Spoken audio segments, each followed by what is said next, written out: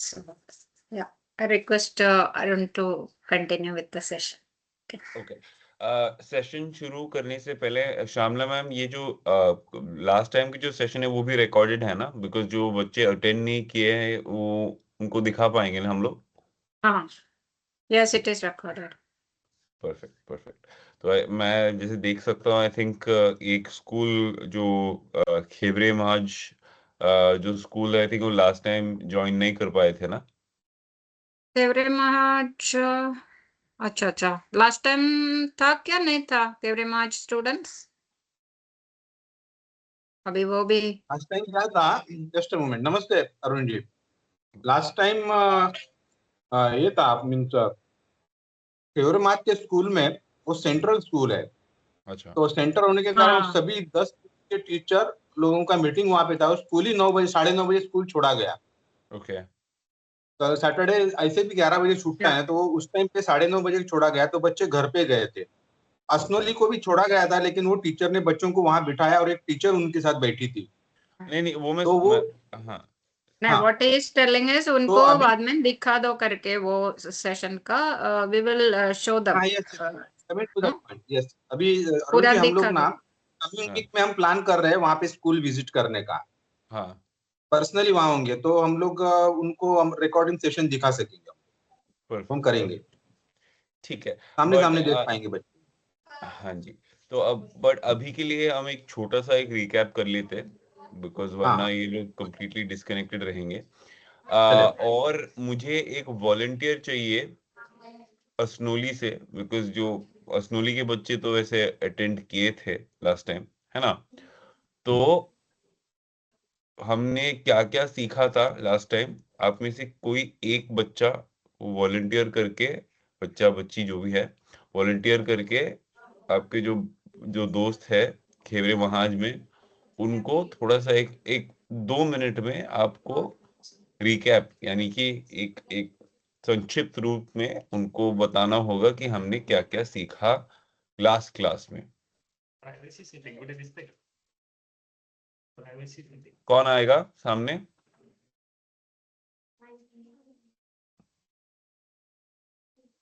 दो मिनट में हमने लास्ट टाइम क्या क्या सीखा फटाफट, जो बिकॉज हमारे दोस्त जो आज ज्वाइन किए हैं खेबरे महाज में, अफसोस वो लास्ट टाइम वो सेशन अटेंड नहीं कर पाए थे, तो उनकी भलाई के लिए जस्ट हमने 2-3 मिनट में आपको जो भी याद है, और ये भी एक टेस्ट भी है, एक परीक्षा भी है कि हमने हमने जो सिखाया लास्ट टाइम, आप में से कितनों ने ध्यान से सुना और कितना आप याद कर पा रहे हो और आपने कितना सीखा। तो कोण आहे असनोनी मधून? तुमचं दाखवा, तुम्ही विमान बनवलं ना, कोणीतरी एकाने उभं राहा, सांगा विमान बनवायला शिकवलं आहे ना, विमान दाखवलं, उभं राहून सांगा भाऊ पटकन. प्रत्येकाला जेवढं जमते तेवढं सांगा 2-3 मिनिटात. दाखवा तुमचं, उभं राहून कोणीतरी एकाने उभं राहा, दाखवा तुमचं विमान. पळू दे केवरेमाच. केवरेमाच, जर तुमचा व्हिडिओ चालू करा, केवरेमाची मुलं. लौकिक का उनका है, कुछ लौकिक? लौकिक का उनका कुछ कनेक्टिविटी इश्यू हो रहा है, मैडम ने अच्छा कॉल किया था वहां से, वो पार्टिसिपेट अभी तक अटेंड नहीं हुआ है। अच्छा दे आर अच्छा, ट्राइंग सम प्रॉब्लम। पवन, ठीक है। पवन सामने आ जाओ, बता दो क्या क्या सीखा, याद आ रहा है वो सब बताओ। ओके, और आगे आके बोलो तो सुनाई देगा। First, weight, drag, उससे पहले वो तो लास्ट लास्ट में सिखाया था ना, पहले सबसे पहले हमने क्या सीखा था? जो जो बेसिक्स हमने क्या सीखा था विमान के एयरक्राफ्ट? पास। उससे भी पहले हमने क्या सीखा था? विमान जो एक जो भी चीज के बारे में आप पढ़ोगे ना, तो पहले आपको ये जानना चाहिए कि ये विमान का जो आइडिया है वो कहाँ से आ गया। तो वो कहाँ से आया था? जो जो विमान का डिजाइन है, उसकी रूपकल्पना है, कहाँ कहाँ से प्रेरित हुआ था? किस किस पक्षी से प्रेरित हुआ था? ईगल। ईगल। और क्यों मतलब ईगल की क्या खासियत है जो? वो हवा में ज्यादा पंख पड़ाए बिना ज्यादा देर रह सकता है। जी, तो उससे उससे उससे उससे शुरुआत हुई थी, करेक्ट? यस हाँ, तो उसके बाद फिर जो जो पहली जो उड़ान थी वो कितना लंबा चला वो? 12 सेकंड 12 सेकंड, करेक्ट। और भारत का जो पहला पायलट था वो कौन था?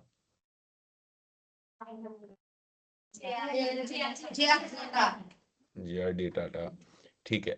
और फिर हमने कुछ मतलब विमान बनाने वाले हवाई जहाज बनाने वाली कंपनीज के कुछ नाम लिए थे, करेक्ट?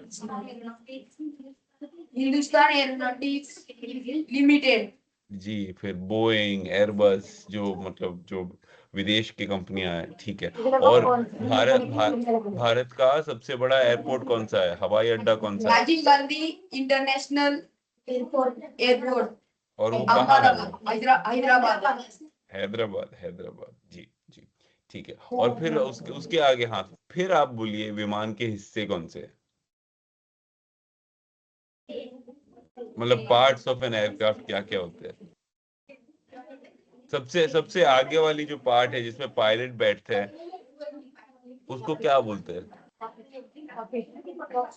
कॉकपिट कॉकपिट बोलते हैं, है ना? तो फिर मैं एक काम करता हूँ, मैं तो हाँ, और जो जो जो ट्यूब है, मतलब कॉकपिट के बाद जो जो हिस्सा आता है उसको क्या बोलते हैं? एक एक आप अगर याद कर पा रहे हो तो बताओ, वरना मैं बताता हूँ, कोई नहीं। कर पा रहे हो? वो ट्यूब जैसा एक हिस्सा जो है उसको क्या बोलते हैं? याद आ रहा है कुछ? नहीं याद है, ठीक है। और कुछ याद है?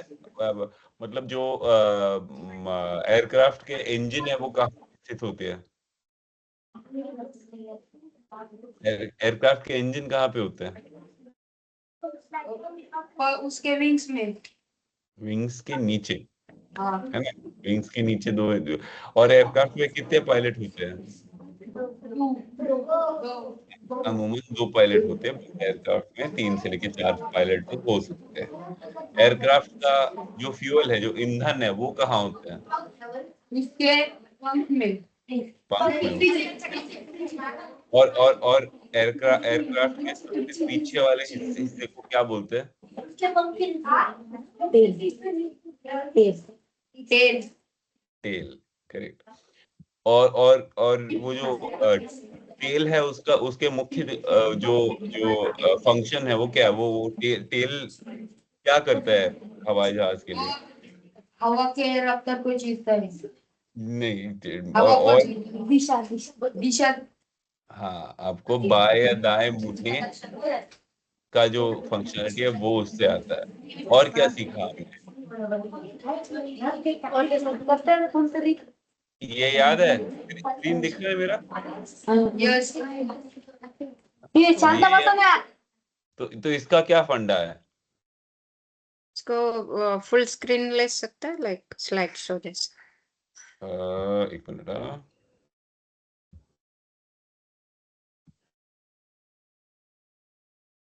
ओके, बेटर, हाँ, हाँ। तो इसका क्या फंडा है? जो जो तुम पहले बोल रहे थे, जो जो मतलब जो 4 शक्तियां है, इसका क्या फंडा है? एक एक हवाई जहाज उड़ती कैसी है? लिफ्ट से किससे?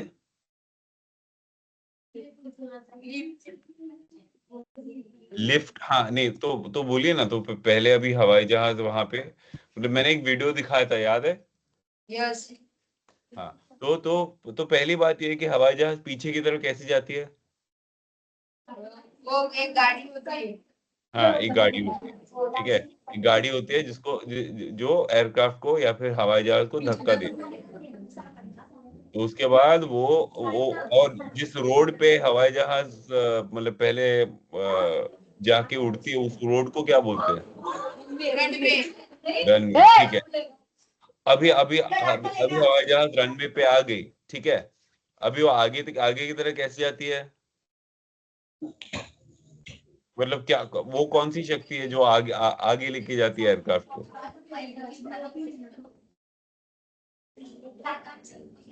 इंजन क्या देती है एयरक्राफ्ट को? इसमें देख के बोलो, देख है स्क्रीन में। स्क्रीन पे देखो ना। स्टूडेंट्स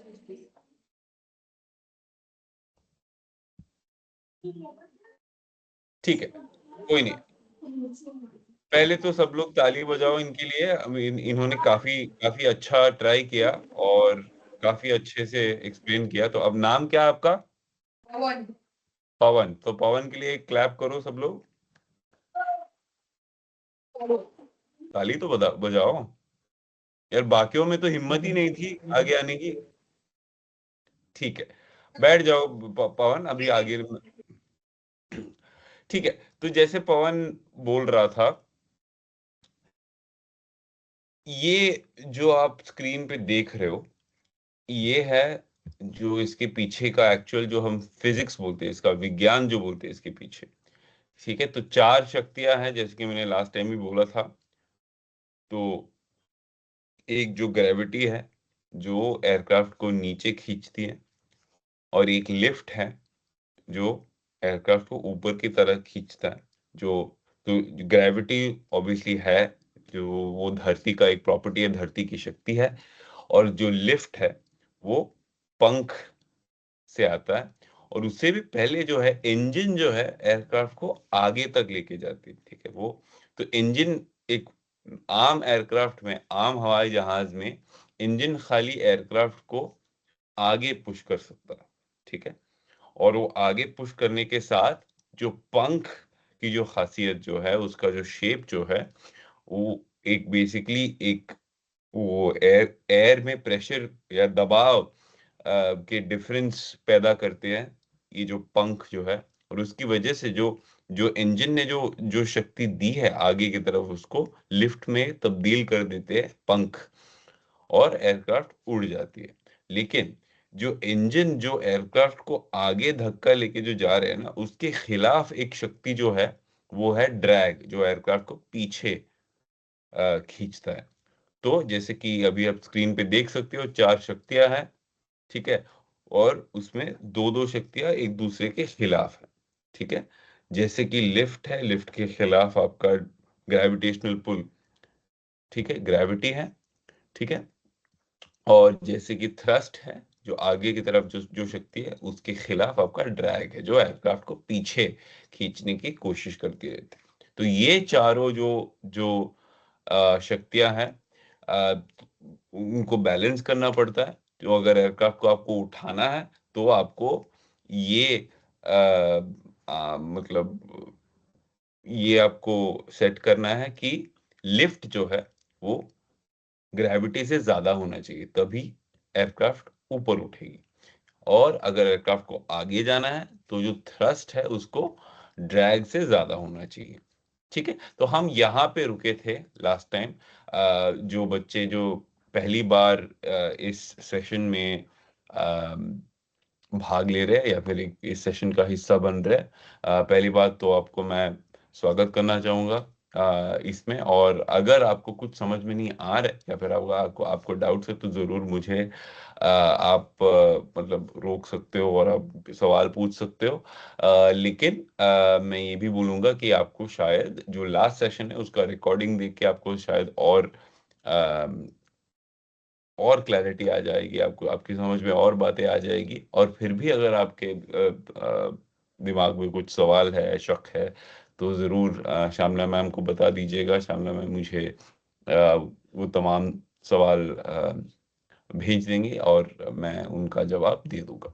ठीक है, तो अभी हम आगे बढ़ते हैं। उससे पहले मैं ये जानना चाहता हूँ कि जिन्होंने भी एयरक्राफ्ट बनाया, क्या क्या सीख मिले वो जो पेपर एयरक्राफ्ट बनाते वक्त। कोई कोई और वॉलंटियर होगा जो आके मुझे बोलेगा कि पहले तो ये कि कौन से मटेरियल से बनाया, कि पेपर से बनाया, चार्ट पेपर से बनाया आपने, जो डिजाइन किया वो ऐसे क्यों किया, क्या क्या अलग अलग टाइप के क्या ट्राई किया। कोई एक बच्चा, क्योंकि ज्यादा टाइम नहीं है, तो किसी एक को मैं मौका दूंगा कि कोई बोल सकता है मैंने पहले ये ट्राई किया, फिर उसके बाद ये वर्क हुआ, नहीं क्या नहीं वर्क हुआ? कोई होगा? नहीं? कोई भी अपना एयरक्राफ्ट मॉडल आके दिखाना नहीं चाहेंगे?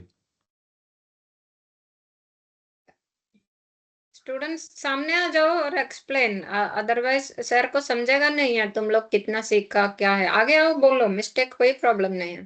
प्लीज आ जाओ, कोई ना कोई आ जाओ, फटाफट बोलो जो भी है। तुमको जो लगा वो बनाते वक्त उसके बारे में बोलो जल्दी।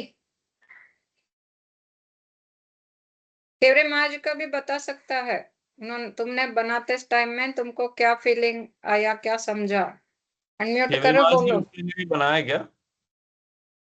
फेवरे माज का अच्छा मॉडल सब बना के वो भेजा है, मैं बाद में शो करती हूँ वो। अच्छा ओके, उन लोगों ने भी बनाया, मतलब बिना सेशन अटेंड किए भी उन लोगों हाँ ने हाँ, बनाया? मैंने मॉडल बना के लेके आने को बोला तो वो पोस्ट किया है सही दो है, तीन। सही है। हाँ तो कोई है या फिर हम आगे बढ़े? बिकॉज मुझे तो बहुत बुरा लगेगा अगर मुझे तो लगा कि आप लोग काफी काफी एक्साइटेड रहेंगे आपके मॉडल्स दिखाने के लिए। आप और बात वहां पे क्या चल रहा है यार? हाँ, खेवारे मास का लड़का बोल रहा है मैम, 1 मिनट। हाँ हाँ हाँ, बोलिए। उनका एक मिनट, एक मिनट, शुरू करने से पहले जो असनोली के जो लास्ट रो में बैठे जो दो है, आपको क्लास अटेंड करना है ना? क्या है एक दूसरे को, ये जो आप ऑरेंज टी शर्ट पहन के जो बैठे हैं पीछे और उसके बगल में जो बैठे हैं, क्या चल रहा है वहां पे? यार बाकी के सारे बच्चे मतलब इतनी मेहनत करके आए हैं यहाँ पे, और मतलब श्यामला मैडम ने अरेंज किया है ये सेशन आप लोगों के, खास आप लोगों के लिए, कुछ सीखने के लिए, कुछ सिखाने के लिए। हम लोग सब एक इस मतलब सैटरडे सुबह को आके यहाँ पे बैठे हैं।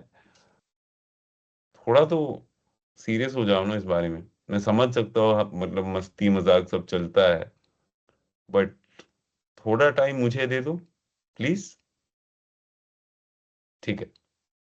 हाँ, तो खेवरे महाज में से कोई श्लोक तो हुआ? मदन बांगर। मेरा नाम श्लोक मदन बांगर है। श्लोक मदन बांगर। जी श्लोक मदन बांगर। जी जी जी जी, बोलिए। तो क्या सीखा आपने एयरक्राफ्ट बनाते वक्त? आपने आपने मतलब क्या क्या ट्राई किया आपने? आप पहली बार ही आप मतलब बना के आप उड़ा पाए कि आपको दो तीन बार अलग अलग डिजाइन करना पड़ा? मैंने सर पेपर से बनाया है, वो हम्म। उड़ता नहीं है। मैंने उड़ता बस नहीं है? मॉडल, उड़ता नहीं है, मॉडल ही बनाया जिसका। ठीक है, तो क्यों नहीं उड़ रहा आपके हिसाब से आपकी जो हवाई जहाज है? सर उसमें इंजन नहीं है। बाकी के सारे पर तो मतलब जो पेपर से जो जितने भी आप हवाई जहाज बनाओगे, इंजन तो नहीं होंगे। तो अच्छा, तो फिर मैं एक सवाल पूछता हूँ सबसे कि मैं ये भी हमने हमने लास्ट टाइम जो लास्ट जब क्लास बंद हो रही थी तो ये एक सवाल आया था कि पेपर क्राफ्ट का जो थ्रस्ट है वो कहाँ से आता है? तो असनोली के स्टूडेंट्स मुझे बताओगे कोई भी कि, तो जैसे कि हम बोल रहे थे ना कि चार एक एक हवाई जहाज उड़ने के लिए चार शक्तियां या फिर चार शक्तियां के जो तालमेल है उसके हिसाब से उड़ती है एक हवाई जहाज। तो सवाल ये है कि एक पेपर एयरक्राफ्ट में जिस जो जो पेपर मॉडल आपने बनाया उसको उड़ाने में थ्रस्ट कहाँ से आता है? जो आगे की जो शक्ति है वो कहाँ से आता है? कोई बोल पाएगा? ग्रेविटी तो है ही। ग्रेविटी तो नीचे की तरह है ना? तो नीचे की तरह ग्रेविटी है, ऊपर की तरह आपके हाँ, तो नीचे की ग्रेविटी नीचे की तरह, ये बहुत सुंदर है। बट ये नीचे की तरह आपकी ग्रेविटी है, ठीक है। ऊपर की तरह आपके पंख के डिजाइन के हिसाब से आपको लिफ्ट मिलेगा। और ये थ्रस्ट जो है आगे की तरह जो शक्ति है एक पेपर एयरक्राफ्ट में, वो कहाँ से मिलती है आपके हवाई जहाज को? जो बच्चा बोल रहा था उसने बिल्कुल सही बोला कि इंजन नहीं है, तो इंजन के बदले कहाँ से आती है ये शक्ति? थ्रस्ट। आगे की तरफ जी, आवाज नहीं आ रही। कोई एक बच्चा आगे आगे आ जाओ, कोई एक बच्चा या बच्ची।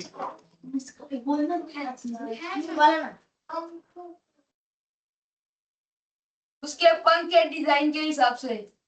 पंख के डिजाइन के हिसाब से आपको लिफ्ट मिलता है। देखिए, ये समझना बहुत जरूरी है। पंख का डिजाइन जो है ये आपको लिफ्ट देगा, आपको थ्रस्ट नहीं देगा। थ्रस्ट जो है आम तौर पे जो एक्चुअल जो आपके एयरक्राफ्ट है वो इंजन से मिलती है, लेकिन भले मतलब आपके आपके जो पेपर एयरक्राफ्ट है उनमें तो इंजन आप फिक्स नहीं कर सकते हो ना, तो वो उसका जो जो थ्रस्ट है उसको कहाँ से मिलती है जी? कहाँ से? हाथ। हाँ, तो वही है। जो आप जब एक पेपर एयरक्राफ्ट जो उड़ाते हो, आप हमेशा ऐसे करते हो ना। ये जो आप हाथ से आप कर रहे हो ना, ये अपने अपने जो एनर्जी है वो आप एयरक्राफ्ट को दे रहे हो ये करके। तो इंजन के बदले आप खुद से उसको शक्ति दे रहे हो, एनर्जी दे रहे हो उड़ने के लिए। तो इंजन के तो इसीलिए जब उड़ाते हो तो उसमें इंजन भले ही नहीं है तो, लेकिन वो उड़ जाते हैं थोड़ी दूर के लिए, बिकॉज आपने दिया है वो एनर्जी। ठीक है, ये समझना बहुत बहुत जरूरी है कि पेपर एयरक्राफ्ट भी उड़ सकते हैं इसलिए बिकॉज उसका जो थ्रस्ट है वो इंजन के बदले आप दे रहे हो। ठीक है, चलिए आगे बढ़ते हैं। अभी एक एयरक्राफ्ट बनाने में बहुत सारे अलग अलग टीम्स को एक साथ आने की जरूरत पड़ती है। ठीक है, तो ये जो आप जो स्क्रीन पे देख रहे हो वो इंजीनियरिंग के अलग अलग क्षेत्र हैं जो एक एयरक्राफ्ट बनाने में जुड़ जाते हैं। स्क्रीन शेयर मैंने अभी वो जो दिखाया, इसके वजह से आपका स्क्रीन में नहीं दिख रहा अभी। अच्छा अच्छा, सॉरी मैं फिर से शेयर करता हूँ। सॉरी हाँ, सॉरी। सॉरी। मैंने वो दिखा दिया उनका हाँ हाँ हाँ, ठीक है ठीक है। मॉडल्स। तो हाँ, तो अभी मैं शेयर कर रहा हूँ, बट ओके, तो मैं अभी जो शेयर करने वाला हूँ वो बेसिकली, हाँ अभी शेयर हो रहा है ना? हाँ, यस यस। तो इंजीनियरिंग के अलग अलग क्षेत्र हैं जिनको या फिर जो एक एयरक्राफ्ट या हवाई जहाज बनाने में जुड़ जाते हैं। ठीक है, तो हम एक एक करके देखते हैं कि ये क्या है। मैं ये क्यों दिखा रहा हूं आपको, कि ताकि आपको समझ में आए कि एक एयरक्राफ्ट बनता कैसा है। ठीक है, तो पहला जो है एरोनॉटिकल इंजीनियरिंग। ठीक है, एरोनॉटिकल इंजीनियर्स जो करते हैं वैसे वो बहुत सारी चीजें करते हैं एयरक्राफ्ट के से जुड़े हुए, जो जो हम कह सकते हैं सबसे इम्पोर्टेंट या मेन जो श्रेणी है जो एक एयरक्राफ्ट बनाने के लिए जो लगता है वो है एरोनॉटिकल इंजीनियरिंग। ठीक है, तो ये पहली बात तो ये कि एयरक्राफ्ट का जो डिजाइन, इसीलिए मैं पूछ रहा था कि कोई है क्या जिन्होंने अलग अलग डिजाइन या फिर जो जो आपके जो शेप्स डिजाइन, विंग के डिजाइन या अलग अलग ट्राई करके देखा कि ये उड़ रही है ये नहीं उड़ रही है। ये काम जो है एरोनॉटिकल इंजीनियर्स करते हैं। वो दिन रात बैठ के अलग अलग डिजाइन ट्राई कर रहे हैं, जो जो अभी जो जितने भी एयरक्राफ्ट के डिजाइन जो है उनको लगातार उनको हल्के हल्के ऐसे उसमें बदलाव ला रहे हैं, ताकि एयरक्राफ्ट ज्यादा दूर चल पाए और कम ईंधन का इस्तेमाल कर पाए। ठीक है, ये अभी एक बात है जो है कि आप जब भी कोई कोई कार हो, एयरक्राफ्ट हो, जब भी ईंधन का इस्तेमाल होता है उससे क्या होता है, मतलब दो चीज जो है, ईंधन जो है एयरक्राफ्ट का जो फ्यूल है वो बहुत महंगा है। ठीक है, तो कोशिश रहनी चाहिए कि जितना कम फ्यूल का इस्तेमाल हो उतना उतना अच्छा है। और एक बात है, ज्यादा फ्यूल जलने से क्या होता है, कोई बता पाएगा? अगर आप ज्यादा फ्यूल यूज कर रहे हो तो क्या होता है? हाँ, बसनोली का अनम्यूट करो जी। पोल्यूशन को हिंदी में क्या बोलते हैं? प्रदूषण। प्रदूषण। हाँ, तो पोल्यूशन यानी कि प्रदूषण होता है ना। तो कोशिश ये रहनी चाहिए कि जितना हो सके उतना कम ईंधन जला पाए, उससे प्रदूषण कम होता है और वातावरण पे जो जो नेगेटिव इम्पैक्ट, यानी कि जो जितना वातावरण को दोष देते हैं या फिर उनको जो प्रदूषण जो होता है वो कम हो जाता है। ठीक है। तो ये जो एरोनॉटिकल इंजीनियर्स के लगातार तो इन इन इन सारे जो मुद्दे हैं उन पे सोच विचार होता है, उन पे काफी बातचीत होती है और कोशिश रहती है कि कैसे हम इनोवेट करके ना, हम उन नए सोच से नए नए जो जो टेक्नोलॉजी जो अवेलेबल है उसके जरिए हम जो फ्यूल कंजम्पशन जो कहते हैं उनको ना, कि कितना ईंधन यूज हो रहा है उसको कम कैसे करें। और जो अब के जो विमान है या हवाई जहाज है उसका रेंज कहते हैं। तो रेंज रेंज का मतलब ये है कि एक हवाई जहाज कितनी कितनी दूर सफर कर सकती है, वो उसको कहते हैं रेंज। तो रेंज को बढ़ाए कैसे और फ्यूल कंजम्पशन को कम कैसे करें। ठीक है। कोई मुझे बता सकता है कि जो इंडिया में, पहले इंडिया की बात करते हैं, ठीक है, भारत में कितने प्रतिशत लोग हवाई जहाज में सफर करते हैं आम तौर पे? कितने प्रतिशत भारतीय लोग? जी,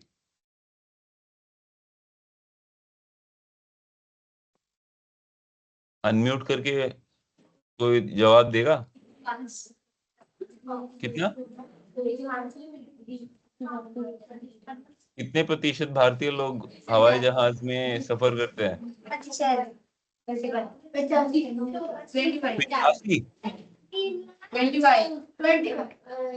25, 25?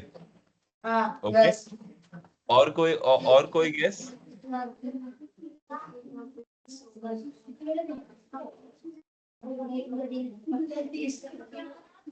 और कोई गेस? एक और गेस मैं लूंगा और उसके बाद मैं जवाब दूंगा। 30। श्यामला मैम, मोहन सर, आप भी ट्राई कर सकते हो। सुभाष सर, आप भी। 0.1%, हाँ, less than 0.1%। Less than 0.1। Okay, Mohan sir? Around 3%. 3%। Shyamala ma'am? 10%. 10%। Okay. तो एक्चुअली मोहन सर जवाब के सबसे करीब है। 3 से लेके 4% के बीच में रहेगा जो भारतीय लोग एक हवाई जहाज का इस्तेमाल जो करते हैं।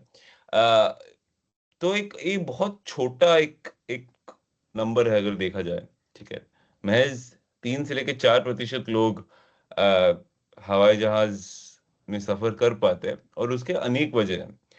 एक तो बात यह है कि आज भी एक हवाई जहाज में सफर करना बहुत महंगा है।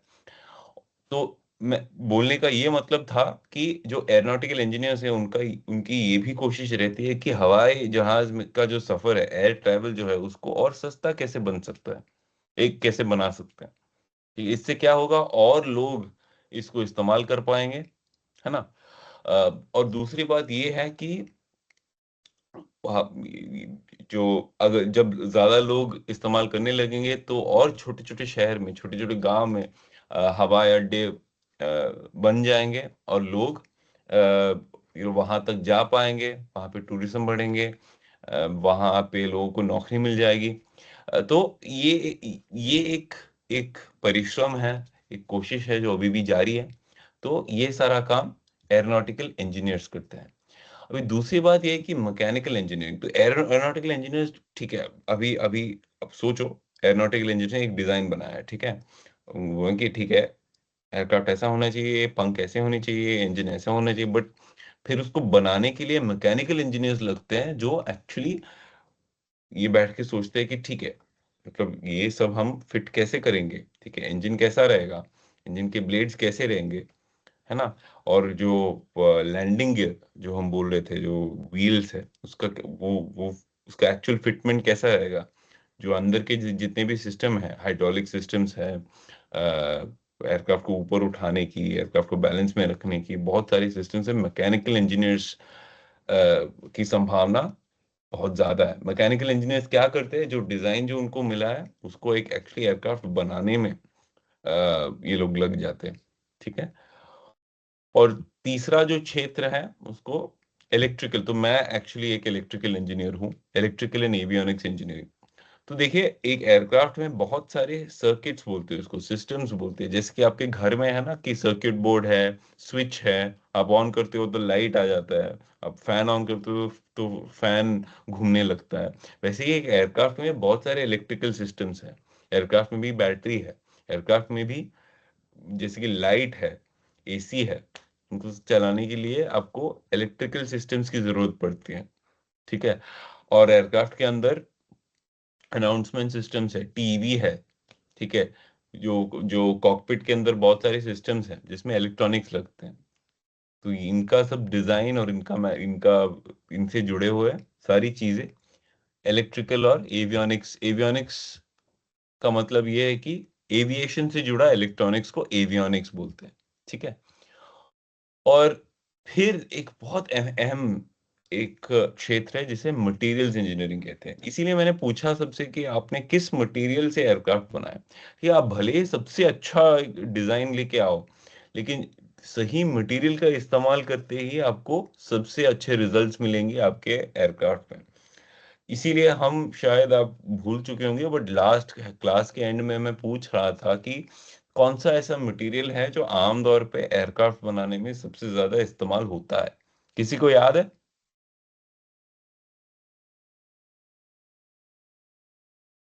अनम्यूट कर लीजिए।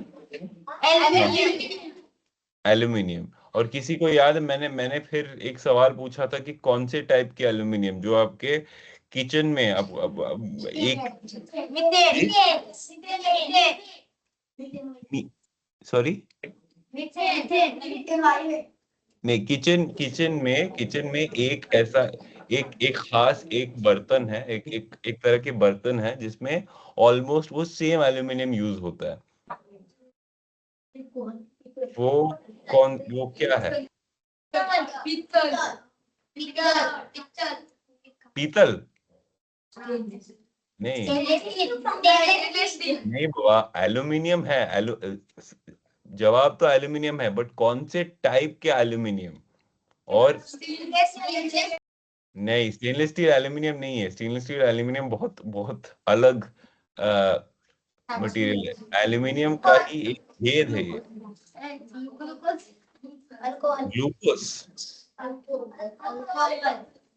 नहीं, प्रेशर कुकर में जो एल्यूमिनियम यूज होता है वो ऑलमोस्ट सेम है जो एयरक्राफ्ट बनाने में यूज होता है। और वो क्यों? बिकॉज एयरक्राफ्ट में भी आपको काफी प्रेशर सहने की क्षमता होनी चाहिए जो आप मटेरियल यूज करते हो। और एल्युमिनियम एक ऐसी मटेरियल है जो काफी लाइट वेट है, मतलब जिसका जो हल्का भी है और प्रेशर को भी सह लेता है, मतलब हाई प्रेशर में भी वो टूटता नहीं है, ठीक है। इसी वजह से एल्यूमिनियम यूज करते हैं। तो कौन सा मटेरियल यूज होना चाहिए एयरक्राफ्ट में, क्या क्या नए मटेरियल्स का इस्तेमाल किया जा सकता है, ये सब मटेरियल्स इंजीनियरिंग वाले सोचते हैं। और उस पे रिसर्च होती है, उस पे पढ़ाई होती है, और हल्के हल्के से बदलाव लेके आते हैं। अभी जैसे कि अभी जो सबसे लेटेस्ट जो है, अभी एल्यूमिनियम को भी रिप्लेस करके कार्बन फाइबर, जो कि एल्यूमिनियम से भी हल्का है, और एल्यूमिनियम के जो प्रॉपर्टीज है वो सारे जो है कार्बन फाइबर में, उसका भी अभी इस्तेमाल कर रहे हैं एयरक्राफ्ट बनाने में। तो एयरक्राफ्ट को हल्का बना सकते हैं। और कुछ एल्यूमिनियम से भी अगर हल्का मटेरियल बनाओगे तो एयरक्राफ्ट हल्का हो जाता है। एयरक्राफ्ट जब हल्का हो जाता है, उससे क्या होता है, एयरक्राफ्ट को मतलब उठाने की और आगे बेसिकली जो पावर है, आपको कम पावर में एयरक्राफ्ट ज्यादा उठेगी और ज्यादा लंबी लंबी दूर तक चलेगी। उससे क्या होता है, आपका जो फ्यूल कंजम्पशन है वो कम हो जाता है। और उससे क्या होता है, जैसे हम पहले बोल रहे थे, प्रदूषण कम होता है, और जो जो एयरक्राफ्ट या फिर आपकी जो फ्लाइट का जो प्राइस है या फिर जो महंगाई है वो कम होती जाती है। ठीक है, तो अगर देखा जाए तो सारे हम जितने भी चीजों के बारे में बात कर रहे हैं ना, सब जुड़े हुए हैं। ठीक है, ऐसा नहीं है कि एक कोई ब्रांच ऐसे अकेले में काम कर रहे हैं और इस पे कोई प्रभाव नहीं है। हर हर एक आप किसी भी क्षेत्र में काम करो, एविएशन में आप एक दूसरे को मदद कर रहे हो लोगों की भलाई के लिए। और ये जो एविएशन या एरोस्पेस जो एक क्षेत्र है उसको ओवरऑल उनकी बढ़त के लिए। ठीक है, और लास्ट जो चीज है वो सॉफ्टवेयर इंजीनियरिंग है। सॉफ्टवेयर इंजीनियरिंग का मतलब ये है कि बहुत सारे कंप्यूटर सिस्टम्स भी रहते हैं एक एयरक्राफ्ट के अंदर, जैसे कि जो पायलट यूज करते हैं एयरक्राफ्ट को दिशा देने के लिए या फिर कम्युनिकेट करने के लिए, बात करने के लिए। उसको कहते हैं एयर ट्रैफिक कंट्रोल बोल के, एक बड़ा सा एक टावर है जिसमें कंट्रोल करते हैं, बिकॉज प्रतिदिन बहुत सारे हवाई जहाज उड़ते हैं। तो एयर ट्रैफिक कंट्रोलर की ये जिम्मेदारी रहती है कि सारे जो एयरक्राफ्ट एक दूसरे से ना टकराए और सेफली उड़े। ठीक है, तो इसके लिए जो कम्युनिकेशन है, जो आप मतलब जो एयरक्राफ्ट के अंदर जो पायलट है और जो एयरपोर्ट पे जो एयर ट्रैफिक कंट्रोलर बैठे हैं, उनके बीच में कम्युनिकेशन बहुत जरूरी है। और इस कम्युनिकेशन को बरकरार रखने के लिए बहुत सारे सिस्टम्स हैं। तो वो कम्युनिकेशन सिस्टम्स हो गए, फिर नेविगेशन सिस्टम्स। गूगल मैप्स तो आपको पता ही होगा। तो हम घर से निकलते एक नई जगह अगर जा रहे हैं तो हमें गूगल मैप्स की जरूरत पड़ती है। इसीलिए इसी प्रकार से एविएशन में भी मैप्स है। वो ऑब्वियसली हमारे जो गूगल मैप्स है उससे कहीं ज्यादा कॉम्प्लिकेटेड है, बिकॉज वहां पे रोड नहीं है ना। मतलब आसमान पे थोड़ी ना हाईवे बने हैं कि वहां पे ठीक है आप इस हाईवे से जाओ तो आप दिल्ली पहुंच जाओगे। तो कैसे? और वहां पे मतलब रात को जब चलाते तो अंधेरा है, तो ये लोग चलाते कैसे हैं? ठीक है, क्या सिस्टम्स यूज करके उनको पता चलता है कि हम सही दिशा पे है, हम भटक नहीं रहे हैं। या फिर ऐसा भी हो सकता है कि एक एक जो रास्ता जो ये लोग लेने जा रहे थे वहां पे शायद मौसम खराब है, उनको अलग रास्ते से जाना पड़ा। तो ये जो फैसले हैं वो कैसे लेते हैं और उनको गाइड क्या करते हैं, ठीक है, दिशा कौन देते हैं, तो ये जो सारे सिस्टम्स हैं, सॉफ्टवेयर सिस्टम से इनेबल्ड है। आप शायद ये लफ्ज कहीं सुना होगा, ऑटो पायलट बोलते हैं उसको। ऑटो पायलट क्या बोलते हैं कि जो सॉफ्टवेयर सिस्टम्स है वो आजकल इतने काबिल बन गए हैं कि जो पायलट्स हैं उन पे जो जिम्मेदारी है वो कम हो गई है। बहुत सारा जो सिस्टम है जो सॉफ्टवेयर ऑटोमेट करता है, यानी कि खुद ब खुद सॉफ्टवेयर एयरक्राफ्ट को लैंड करा सकते हैं बिना पायलट की मदद से। ठीक है, तो उसको कहते हैं ऑटो पायलट। और इस क्षेत्र में काफी सारे अभी बदलाव आ रहे हैं। एक जो बात यह है कि जितना भी आप टेक्नोलॉजी पे आप डिपेंडेंस ज्यादा रखोगे, उतना ज्यादा आपको वो टेक्नोलॉजी को रिलायबल यानी कि आपको भरोसेमंद बनाना पड़ेगा, है ना। तो अभी अहमदाबाद में जो क्रैश हुई है उसके बारे में अभी भी जांच जारी है। बट माना जाता है कि वहां पे कोई तो एक टेक्नोलॉजी है जो फेल हुआ है और 300 लोगों की जान जो गई है। तो अब अच्छी बात है कि विज्ञान और टेक्नोलॉजी के जरिए हम जो ह्यूमंस पे जो डिपेंडेंस है वो कम कर रहे हैं। बट उतना ही इम्पोर्टेंट है, उतना ही महत्वपूर्ण ये रहेगा कि हम जो बना रहे हैं उसको भरोसेमंद कैसे बना सकते हैं ताकि ऐसे जो दुर्घटना है वो दोहराए ना जाए। ठीक है, अभी हम एयरक्राफ्ट के जो अलग अलग टाइप्स है उसके बारे में थोड़ा जानेंगे। ठीक है, तो जैसे कि आप स्क्रीन पे देख सकते हैं, जो जो पहला जो सबसे लेफ्ट में जो आपको दिख रहा है वो है सबसे बड़ा जो कमर्शियल एयरक्राफ्ट जो कहते हैं, जो नॉर्मल जो यात्री जो सफर करते हैं वो उसको कमर्शियल एयरक्राफ्ट कहते हैं। सबसे बड़ा कमर्शियल एयरक्राफ्ट लेफ्ट में है, उसका नाम है एयरबस A380। कोई बता सकता है मुझे कि जो सबसे बड़ा एयरक्राफ्ट है उसमें कितने लोग बैठ बैठ के सफर कर सकते हैं? कोई गेस कर सकता है?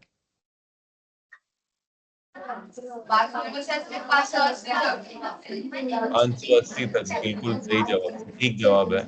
560 से लेके 580 तक यात्री इस हवाई जहाज में सफर कर सकते हैं। एयरबस A380 काफी सुंदर एयरक्राफ्ट है और दुनिया की सबसे बड़ी हवाई जहाज है।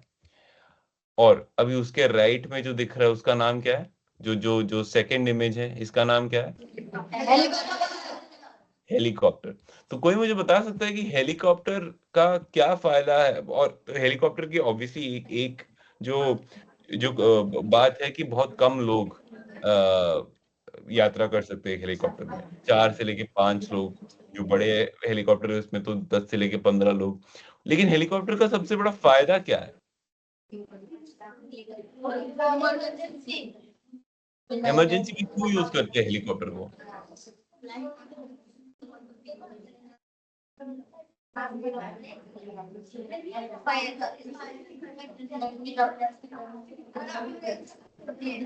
इमरजेंसी में प्लेन की बजाय हेलीकॉप्टर को क्यों यूज करते हैं?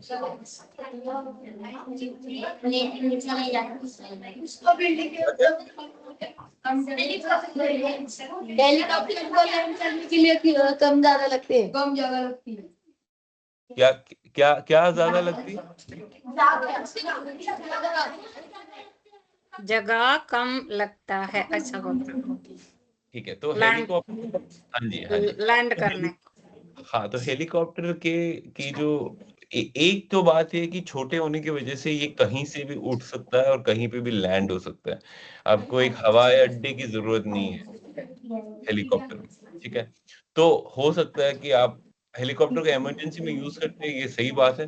ऊपर से जो कहते हैं ना रिमोट एरिया या फिर कोई जंगल के बीच में अगर आपको लैंड कराना है, ठीक है, मानो कि कोई जंगल में कोई बीमार पड़े और आपको उसको एक अस्पताल तक लेके जाना है, वहां पे रोड नहीं है, वहां पे गाड़ी पहुंच नहीं सकती, तब ये हेलीकॉप्टर जाके जाके एक हेलीकॉप्टर जाके वहां पे लैंड कर सकते हैं, उसको उठा के एक अस्पताल तक लेके पहुंचा सकती है।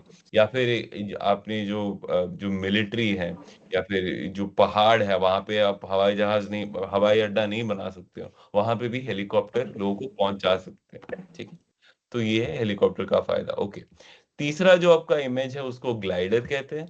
ग्लाइडर जो है वो इंजन का यूज नहीं करते, उस वो ग्लाइड करते हैं। तो बेसिकली वो क्या करते हैं कि एंगल्स का यूज करते हैं इसमें।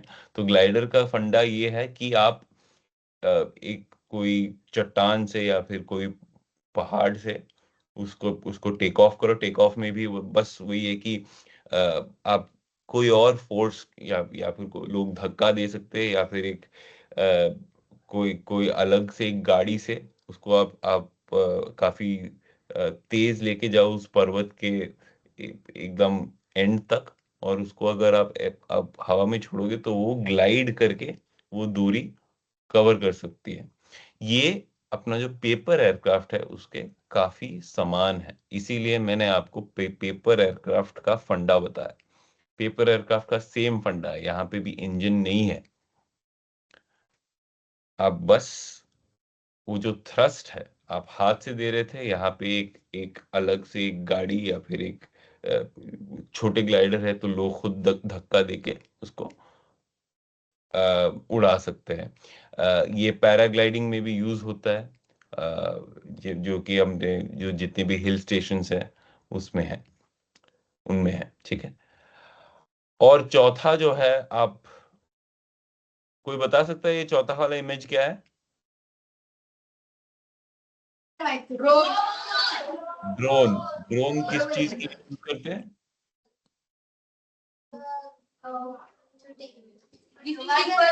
ध्यान रखने के लिए, क्या क्या क्या करने के लिए?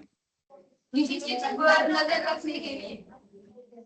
कोई कोई एक जवाब दो मुझे प्लीज, बिकॉज सब जब साथ में बोल रहे हैं तो मैं सुनाई नहीं दे रहा है। शूटिंग के लिए, ठीक है। तो ड्रोन काफी सारी चीजों के लिए इस्तेमाल किया जाता है इनफैक्ट यूएस में ड्रोन, अब जो अमेजोन फ्लिपकार्ट जैसे हम यहाँ पे डिलीवरी करते हैं ना, वो भी ड्रोन से हो सकता है। पार्सल डिलीवरी के लिए ड्रोन्स का इस्तेमाल ऑलरेडी हो रहा है, यूएस में, विदेश के देशों में हो रहा है, ठीक है, विदेश में। और जैसे आपने बोला शूटिंग के लिए जो मतलब, तो एक कैमरा फिट करके आप बहुत ऊंचे, आप आपस में बात मत कीजिए प्लीज। मैं ये तीसरी चौथा बार मैं बोल रहा हूँ कि प्लीज आप, चौथी बार पांचवी बार मुझे बोलना पड़ रहा है। 1 घंटा मैं आपसे मांगा हूँ, प्लीज मुझे वो दे दीजिए। आपस में बात मत कीजिए। हॅलो, मुलांनो जरा गप्प बसा, शांत बसा, ऐकून घ्या. तुम्हाला काय विचारायचं ते सरांना विचारा.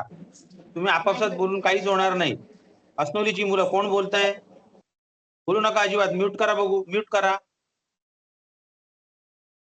हा, बोलायचं नाही अजिबात.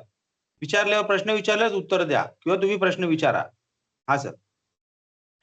तो ड्रोन्स है वो शूटिंग के लिए तो यूज होते हैं, बट ड्रोन्स के और बहुत सारे एप्लीकेशंस हो सकते हैं, जैसे कि पार्सल का डिलीवरी। और ये पार्सल डिलीवरी जो है ये काफी अहम है, बिकॉज किसी बीमार को अगर आपको दवाई पहुंचाना है तो वो भी ड्रोन से हो सकता है। और इस बात पे भी काफी रिसर्च हो रहे हैं। इंडिया के बहुत सारे ऐसे जगह हैं जहाँ पे लोग पहुंच नहीं पाते टाइम पे। अ, जैसे हम हेलीकॉप्टर की बात के हम बोल रहे थे, उसी प्रकार से, उसी तरह ड्रोन का इस्तेमाल करते भी आप जो घने जंगल है हमारे, जो जितने भी जगह हैं जहाँ पे रोड से पहुंचना मुश्किल है, वो ड्रोन के जरिए हम बहुतों की मदद कर सकते हैं। और लास्ट का जो इमेज है उसको फाइटर पिक्चर देखी है किसी ने? फाइटर, ऋतिक रोशन की, किसको पसंद आई थी वो फिल्म? यस। किसी को याद है ऋतिक रोशन जो फाइटर जेट जो चलाते हैं उसका नाम क्या था? किसी को याद है?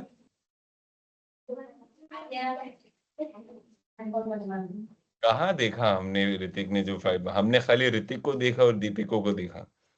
फाइटर जेट का मतलब छोड़ दो, कुछ भी चलाएंगे वो, है ना?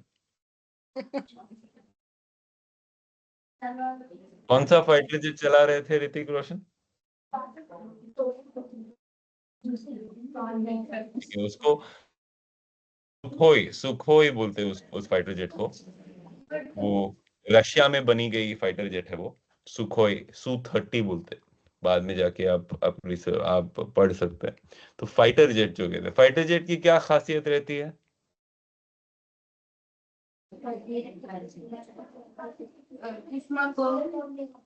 जी,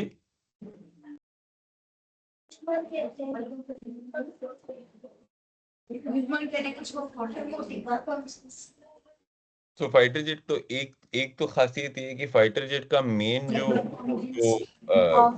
फंक्शनैलिटी है ये है कि, तो एक तो तेज चलनी चाहिए ना, सब फाइटर जेट सबसे तेज चलनी चाहिए, है ना? और एक बात ये है कि फाइटर जेट जो है उस मतलब जो, तो मिसाइल्स जो कहते हैं या फिर युद्ध के लिए जितने भी आप सामग्री यूज करते हैं वो फाइटर जेट में फिट होना चाहिए, ठीक है? और एक बात ये है कि फाइटर जेट जो है उसको बहुत तेजी से दिशा बदलने की जो क्षमता है वो होना चाहिए, है ना? बिकॉज आप जब एक फाइट में हो, युद्ध में हो, ठीक है, तो आपको बहुत जल्दी जल्दी आपकी दिशा बदलना पड़ता है। तो फाइटर जेट का डिजाइन है वो वैसा है कि आप फट से आप दिशा बदल के जो शत्रु या फिर जो आपके खिलाफ जो लोग लड़ रहे हैं उनसे बच पाए, ठीक है?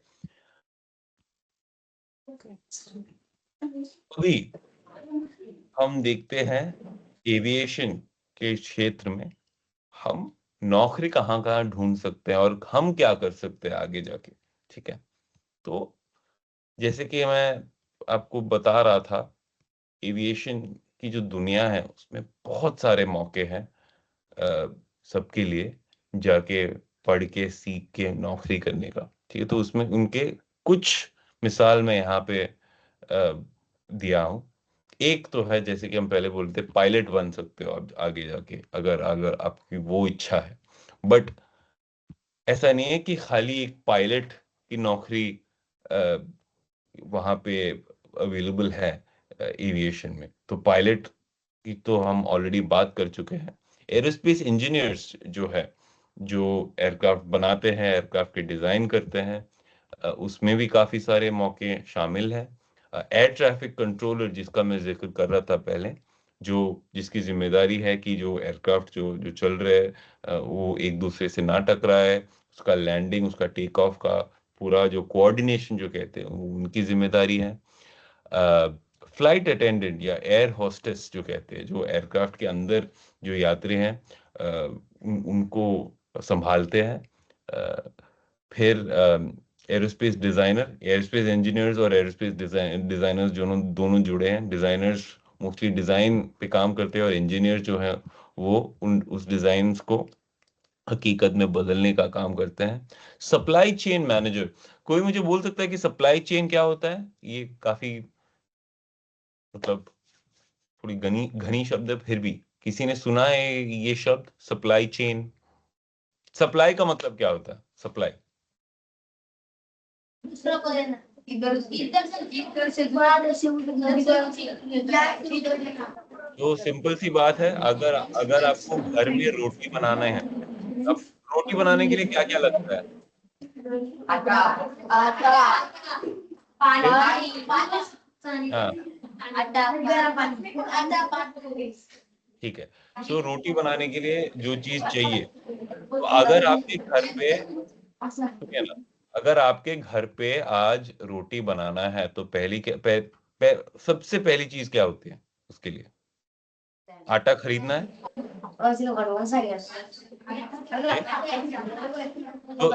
तो आम तौर पे क्या होता है, मतलब घर पे कौन बोलता है कि हाँ ये खत्म हो गया, ये खरीदना है? ये कौन बोलता है?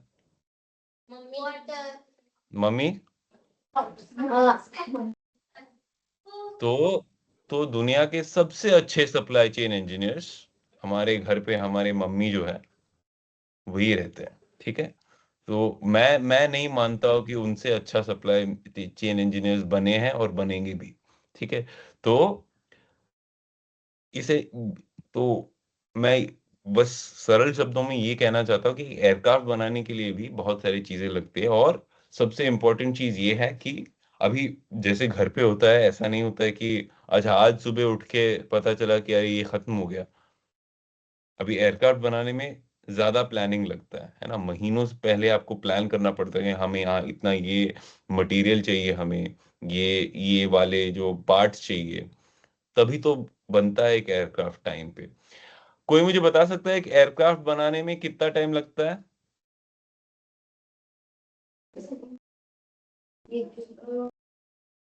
एयरक्राफ्ट का पूरा पूरा उसको कहते हैं एयरक्राफ्ट प्रोडक्ट साइकिल बोलते हैं।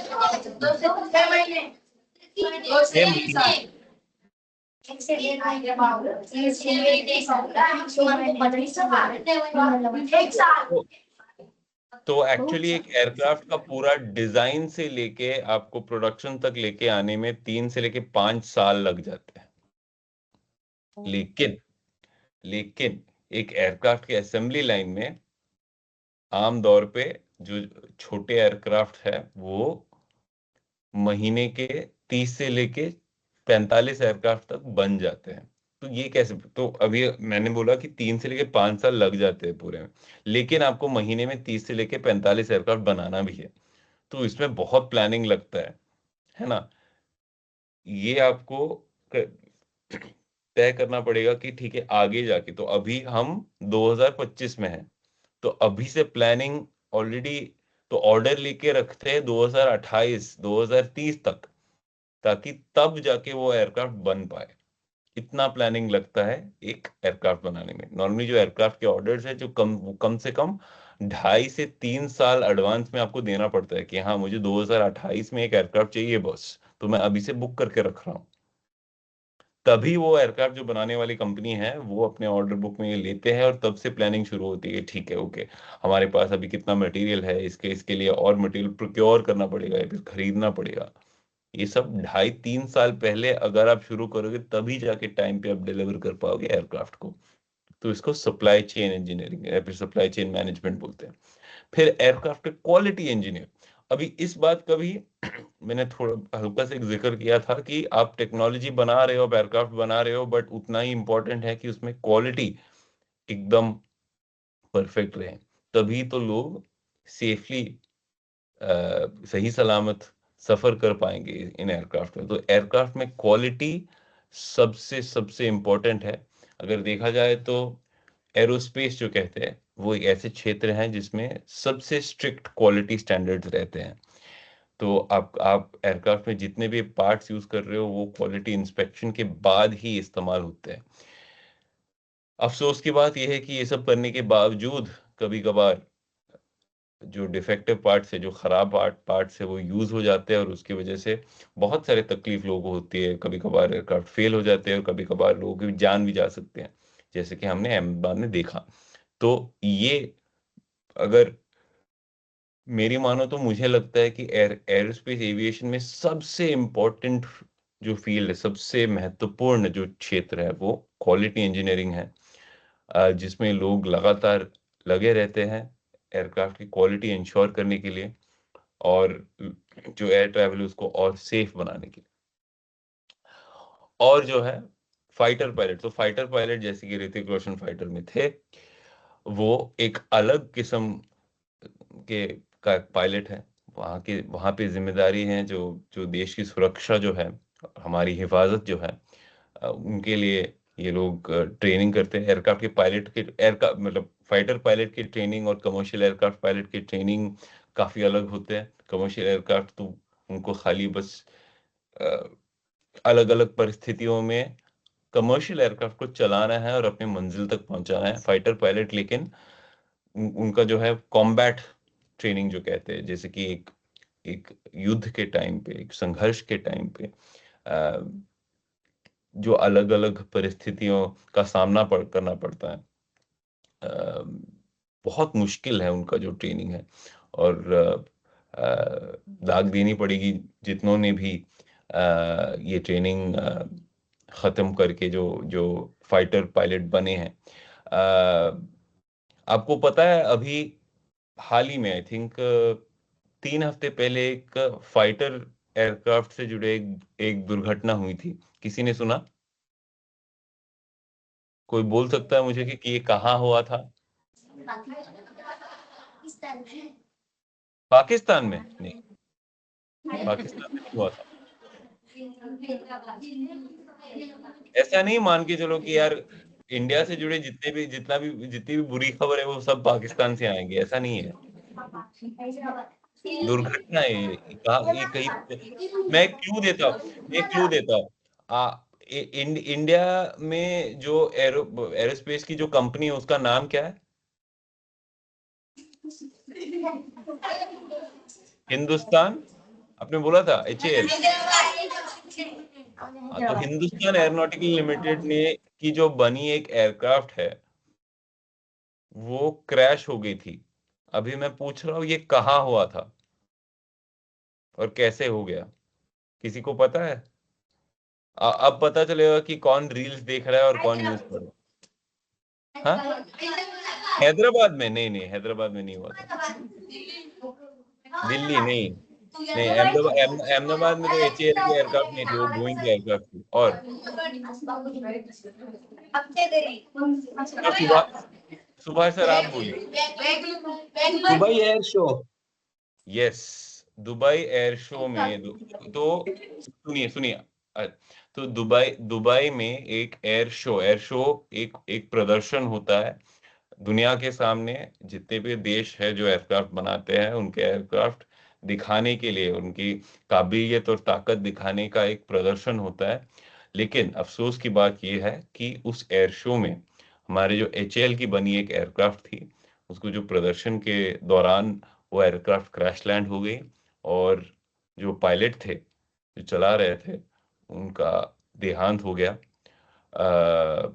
ये काफी मतलब काफी अफसोस की बात है, काफी दुख भरी खबर है। बट ये हमें याद दिलाती है कि एविएशन में कितना जोखिम भरा है, खास करके जो फाइटर पायलट जो है, जो कितना जोखिम उठाते हैं देश के लिए, हमारी हिफाजत के लिए, सुरक्षा के लिए। ठीक है, तो अभी ये कुछ रिकॉर्ड्स है एविएशन में। ठीक है, अगर देखा जाए तो सबसे तेज चलने वाली जो एयरक्राफ्ट है वो SR-71 ब्लैक बर्ड, जो यूएस की बनी हुई, अमेरिका की बनी हुई एयरक्राफ्ट है। 2220 माइल प्रति घंटे की रफ्तार से ये चल सकती है। किसी को पता है माइल्स का किलोमीटर में कितना कन्वर्शन होता है? ये कितना किलोमीटर पर आवर है ये? किसी को पता है? 2000 माइल माने कितने किलोमीटर है?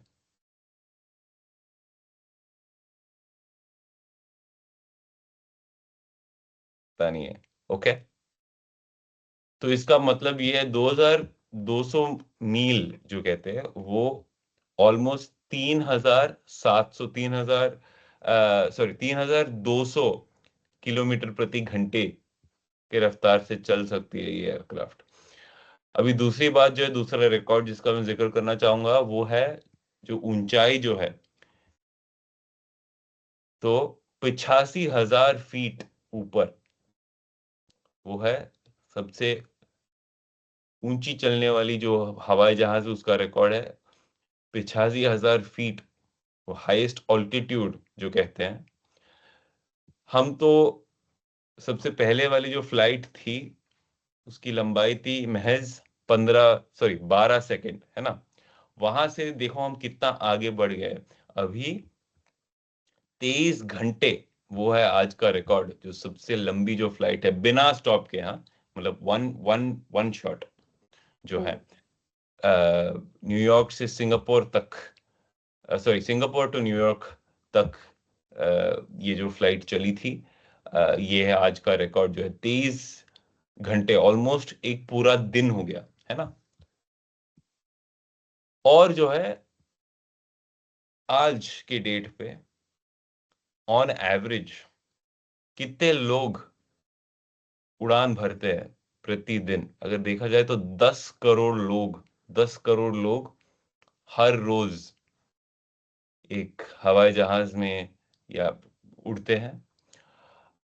अभी 10 करोड़ तो एक काफी बड़ा आंकड़ा है, बट जैसे कि मैं बोल रहा था, ये फिर भी काफी छोटा आंकड़ा है अगर आप दुनिया भर की जो जो आबादी अगर देखा जाए। इंडिया की जो आबादी है वो कितना है, कोई बता सकेगा? इंडिया का पॉपुलेशन क्या है? कितना? 140 करोड़ है। और उसमें जैसे कि मैं पहले बोल रहा था, महज 3 से लेकर 4% लोग ही एक ये हवाई जहाज का इस्तेमाल करते हैं, सफर करते हैं इसमें। तो कोशिश और परिश्रम ये रहना चाहिए कि ये जो आंकड़ा है इसको और ऊपर तक लेके ले जा सके, और लोग हवाई जहाज का इस्तेमाल करें, और जो देखा जाए तो और लोगों का मिलना मुमकिन कराए, है ना। तो अभी ये जो है स्क्रीन पे जो है, ये है इनोवेशन जो कहते हैं, नई सोच जो है, जो नई टेक्नोलॉजी जो है इस क्षेत्र में, ये क्या क्या है। तो जो पहला जो इमेज है वो एनवायरनमेंट फ्रेंडली, वातावरण, तो अभी एक जो है जी, ईंधन की वजह से तो प्रदूषण होता ही है ना। अभी रिसर्च इस क्षेत्र में हो रहा है कि क्या ये जो हम ईंधन यूज कर रहे हैं वो अलग किस्म के ईंधन यूज करें जिससे वातावरण को, प्रकृति को इतना हम चोट नहीं पहुंचाएं। तो उसको सस्टेनेबल एविएशन फ्यूल कहते हैं, SAF। तो इससे पोल्यूशन कम होता है, ये रिसाइकल्ड है। तो SAF जो है उसके बारे में आप ज्यादा पढ़ सकते हो, बट अगर अगर मैं संक्षिप्त रूप में बताऊं तो बस इतना है कि कन्वेंशनल फ्यूल के हिसाब से अगर देखा जाए तो ये काफी कम पोल्यूशन कॉज करता है, और ये क्लीन फ्यूल जो कहते हैं, ग्रीन फ्यूल है, बायोफ्यूल जो कहते हैं। दूसरा जो इमेज है, ये सुपरसोनिक एयरक्राफ्ट है। सुपरसोनिक एयरक्राफ्ट का मतलब ये है कि जो एयरक्राफ्ट जो साउंड की स्पीड से ज्यादा स्पीड में, ज्यादा रफ्तार में चल सके, उनको सुपरसोनिक एयरक्राफ्ट कहते हैं। तीसरा जो आपका जो इमेज दिख रहा है, कोई बता सकते हैं तीसरा इमेज क्या हो सकता है? उस एयरक्राफ्ट में इंजन तो नहीं है, बट लेकिन वो पंख पे कुछ है, कोई देख के बता सकता है वो क्या है? नहीं, तीसरा तीसरा तीसरा जो चित्र आपको दिख रहा है वहां पे, पंख पे क्या है वो? लेकिन क्या? Yes, solar panel. तीसरे इमेज में आपको सोलर पैनल दिख रहा है, तो सोलर पावर्ड एयरक्राफ्ट जो कहते हैं वो है तीसरा। और चौथा इमेज जो अब नीचे है, वो है, अभी वो भविष्य में होगा, कभी तो मुमकिन तो होगा जरूर, बट वो बात ये है कि अभी हम जब बोलते हैं एयरक्राफ्ट, जो बड़े एयरक्राफ्ट की बात करते हैं ना, जो मतलब जिसमें मतलब 200 लोग 300 लोग बैठ पाए, कुछ लोग ऐसा भी एक एक समय का एक भावना कर रहे हैं, जहां पे जैसे कि हम आज कार यूज कर रहे हैं 3 लोग के लिए, 4 लोग के लिए, वैसे छोटे एयरक्राफ्ट भी रहेंगे, एक एक मतलब पर्सनल एयरक्राफ्ट जो कहते हैं। बट खैर, ये तो काफी साल बाद होने वाला है, अब तो मतलब मुमकिन नहीं है। तो अभी देखते हैं कि why aviation matters to you, आपके लिए क्या मायने रखते हैं। तो पहली बात ये कि एविएशन जो है, या फिर इस ये जो पूरे क्षेत्र जो है, इसका मेन काम ये है कि श्रिंकिंग द वर्ल्ड कहते हैं। श्रिंकिंग द वर्ल्ड का मतलब ये है कि दुनिया को छोटा बनाना। अभी अगर आप 50 साल पहले की बात अगर आप देखोगे, तो मुंबई से दिल्ली की दूरी जो है, वो बहुत लंबी दूरी थी, ठीक है।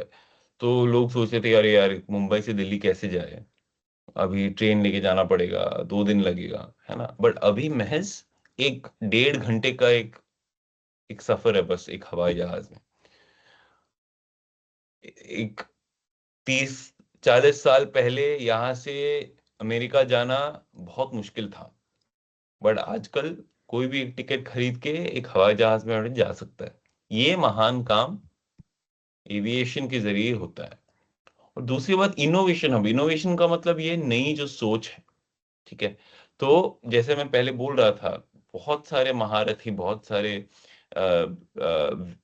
जो वैज्ञानिक जो है, वो इस पे काम कर रहे थे, हम क्या बदलाव लेके आ सकते हैं जिससे एयरक्राफ्ट को हल्का बना पाएंगे, हम लोग ईंधन का इस्तेमाल कम कर पाएंगे, प्रदूषण कम कर पाएंगे, एयर ट्रैवल को और सस्ता कर पाएंगे। तो ये सारी जो नई सोच है वो एविएशन में होती है। और तीसरी बात, जैसे फिर भी मैं बोल रहा था, इसमें बहुत सारे करियर अपॉर्चुनिटी, नौकरी के मौके बहुत सारे है एविएशन में। इसीलिए हम आशा करते हैं कि ये क्षेत्र जो है उसकी और बढ़त हो, वो और बड़ा बन जाए, जिसके और लोगों को नौकरी मिल जाए, और लोगों को मतलब तरक्की हासिल हो, और हम सब आगे बढ़ पाए। तो ये जो है, ये अब उम्मीद है कि आप पढ़ सकते हो। Ready for take off, ready for take off जो है, वो जो एक एयरक्राफ्ट उड़ने से पहले एक पायलट को पूछा जाता है कि are you ready for take off, आप उड़ान भरने के लिए तैयार हो। तो इसीलिए आज मैं आप सबको पूछता हूँ कि are you ready for take off, क्या आप सब तैयार हो इस उड़ान भरने के लिए, और आगे जाके इस क्षेत्र में काम करने के लिए, इसमें इसमें अपने नए। यस, ठीक है। इसी के साथ ये जो सेशन था, एक छोटा सा जो सेशन था, इसकी समाप्ति है। ये रिकॉर्डिंग जो खेवे महाज के जो छात्र हैं, जो जो पहला सेशन अटेंड नहीं कर पाएंगे, मैं आशा करूंगा कि आप जो पहले सेशन है उसका रिकॉर्डिंग सुने, और फिर आपकी जितने भी तमाम सवाल रहेंगे इस बारे में, जरूर पूछिएगा श्यामला मैम से। श्यामला मैम वो सारे सवाल मुझे भेज देंगे और जितना हो सके मैं उनका जवाब देने की कोशिश करूंगा। तो इसी के साथ चलो हम रैप अप कर लेते हैं इस सेशन को। बट उससे पहले एक सवाल है। मुझे लग रहा था कि शायद ये सवाल मतलब ये क्लास में किसी से तो आएगा, बट अभी मैं ही पूछ लेता हूँ।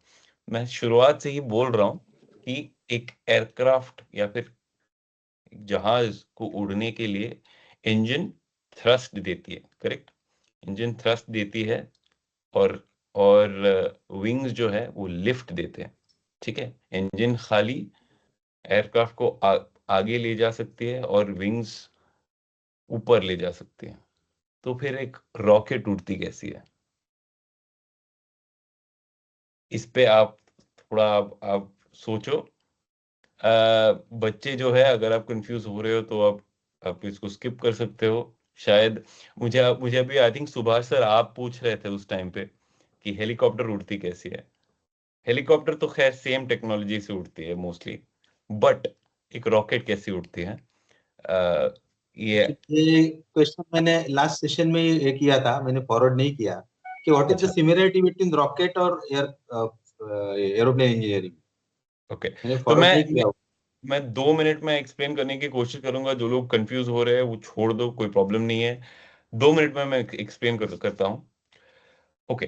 तो अभी तक जितने भी आप इंजन की बात की, वी ऑलवेज अज्यूम कि इंजन जो है वो it is parallel to the ground, है ना? इंजन विंग के नीचे है, parallel to the ground, sucks in air and engine के पीछे से वो देयर इज एन एग्जॉस्ट, है ना? तो एयरक्राफ्ट को आगे तक लेके जाती है। रॉकेट अगर देखा जाए तो इंजन नीचे की तरह, ठीक है? इंजन नीचे की तरह है, नीचे की तरफ इंजन है। सो इंजन क्या करता है? It creates an air column. तो फ्यूल बर्न होते हैं, जो इंजन का एग्जॉस्ट है वो नीचे की तरह है। सो देन इट एग्जर्ट्स जो नीचे है एक एयर कॉलम, एक प्रेशराइज्ड एयर कॉलम बन जाते हैं, इसकी वजह से ऊपर पुश हो जाता है, ठीक है? अभी अभी सवाल ये है कि why is this technology not used in aircraft? मतलब अगर ये है तो एयरक्राफ्ट मतलब एयरक्राफ्ट को रनवे की जरूरत नहीं पड़ती है, अभी इतना आगे जाके उड़ने की जरूरत नहीं पड़ती, वो एयरक्राफ्ट में यूज नहीं क्यों नहीं होता है? तो उसका जवाब भी मैं ही देता हूँ। 2-3 चीज है। एक तो है कि इसमें लिमिटेशंस है, ठीक है? ये ये जो है एक रॉकेट का जो अगर शेप देखोगे, ठीक है, एक रॉकेट का पर्पस क्या है कि उसको बस किसी ना किसी तरह आपको ऊपर भेजना है, आपको ग्रेविटी के पुल से बाहर भेजना है उसको। आपको अगर देखा जाए तो रॉकेट के फ्लाइट जो है वो ऊपर के सीधा ऊपर की तरह है, बट एक एक एयरक्राफ्ट जो है उसको कंट्रोल फ्लाइट, ज्यादा कंट्रोल की जरूरत पड़ती है आपको आपको एक एक डिस्टेंस कवर करना है उसमें, ठीक है? लेकिन ये जो टेक्नोलॉजी की एप्लीकेशन एयरक्राफ्ट में भी है उसको वर्टिकल टेक ऑफ एयरक्राफ्ट बोलते हैं, जो फाइटर एयरक्राफ्ट में यूज करते हैं। बिकॉज फाइटर एयरक्राफ्ट के लिए हर जगह पे आपको रनवे नहीं मिलेगी, ओके। तो उसको वर्टिकल टेक ऑफ एयरक्राफ्ट में क्या करते हैं, इंजन को नीचे की तरफ, वो डिजाइन में इंजन को नीचे की तरफ करते हैं और उस थ्रस्ट से एयरक्राफ्ट मतलब ऊपर उठ सकती है। बट अगेन यहाँ पे लिमिटेशन ये है कि इसको मुमकिन करने के लिए एयरक्राफ्ट के बहुत सारे डिजाइन फीचर्स को आपको बदलना पड़ेगा, जो कमर्शियल एयरक्राफ्ट में प्रैक्टिकल नहीं है। बिकॉज वहां पे एक फाइटर एयरक्राफ्ट में आपको एक या दो लोग उसको उसमें आपको बिठाना है, बाकी आपको एम्यूनिशन के लिए है और वहां पे पर्पस ही अलग है। तो ये बात है। और बच्चों के लिए एक सवाल है, जो अगर तो मैं काफी देर से बोलते आ रहा हूं कि पंख का डिजाइन इंपॉर्टेंट है, पंख का डिजाइन इंपॉर्टेंट है, ठीक है? अभी मैं एक सिंपल सी चीज पूछूंगा। फैन तो अब आपने देखा है ना? फैन फैन फैन घूमती है और फैन से हवा आती है, करेक्ट? तो फैन की जो जो ब्लेड्स है और एयरक्राफ्ट की ब्लेड्स हैं उसमें एक सिमिलैरिटी है। क्या आप जानते हो कि जो पंख है ऊपर उसमें एक खासियत है जिसकी वजह से जो हवा है वो आपको मिल रही है, वो क्या हुआ?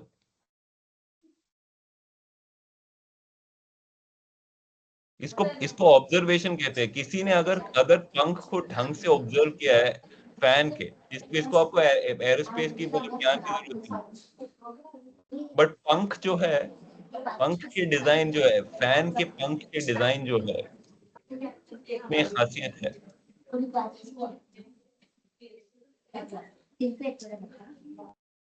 पंख मैं पूछूं क्या, पंख पूरा फ्लैट है क्या?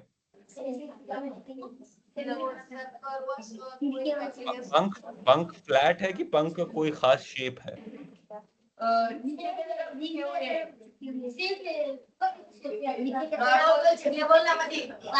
क्या क्या? नॉर्मल से नीचे की तरफ झुके हुए हैं।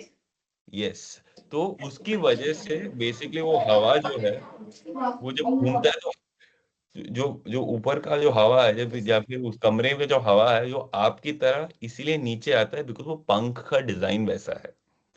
एयरक्राफ्ट में जो है वो पंख का डिजाइन को उल्टा करोगे तो एयरक्राफ्ट का पंख के डिजाइन से सिमिलर हो जाएगा। तो ये है पंख, मतलब आपके फैन के पंख और एयरक्राफ्ट के पंख में जो जो संबंध है वो है।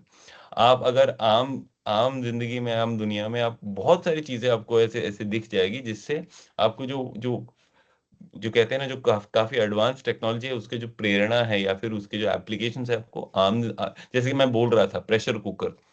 अब अगली बार उम्मीद है कि जब आप प्रेशर कुकर देखे तो जरूर आप हवाई जहाज की याद आपको आएगी, बिकॉज देखा जाए तो सेम मटेरियल है और एप्लीकेशन क्या है, प्रेशर विथस्टैंड करने की जो क्षमता है। तो जितने भी लोग इंटरेस्टेड है, जितने भी लोगों को शौक है इन मामलों में, जरूर और सवाल पूछेगा कि यार इसमें इसमें ये ऐसा क्यों है, ये मटेरियल ऐसा क्यों यूज किया है, या फिर ये इसकी क्या खासियत है। गूगल पे या फिर आपके सोशल मीडिया पे आपको बहुत सारे फैक्ट्स मिलेंगे, ठीक है। आज आज का आपका सबसे बड़ा जो फायदा है आपको इस गूगल से, कि फैक्ट्स बहुत सारे मिलेंगे, लेकिन उनकी वजह क्या है, उसका रीजनिंग क्या है, आपको खुद सोचना पड़ेगा। गूगल जरूर बोल देंगे आपको कि ठीक है, ये एयरक्राफ्ट में एल्यूमिनियम की यूज होती है, या फिर ईगल है इंस्पिरेशन एयरक्राफ्ट के लिए, बट लेकिन क्यों ईगल ही क्यों? मतलब कोयल भी थी, कौवे भी थे, लेकिन ईगल क्यों? तो आप हर बार पे वो सवाल पूछते रहो कि वाई, क्यों।